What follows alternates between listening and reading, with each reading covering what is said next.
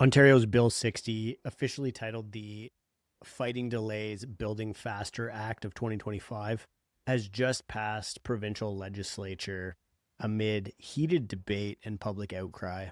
A lot of protesting in a dramatic vote at Queen's Park on November 24th. Premier Doug Ford's government approved this controversial, what is being called an omnibus bill, which I recently learned means a volume containing several novels. Great word, by the way.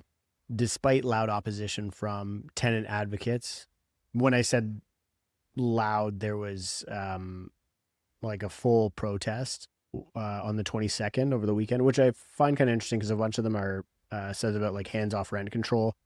But the Ford government already walked back the rent control one. I already did a video on this earlier when that decision was made. So they walked back on rent control, but they still made an intention of making evictions easier, which is fine. I understand why the protesters were there. I just, unless I'm missing something on the signs, they're protesting the wrong thing on these signs, at least. These tenant groups are rallying against Bill 60.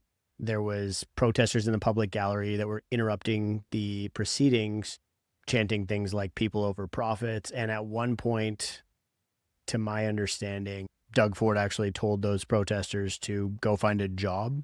Just classically Canadian Ford politics.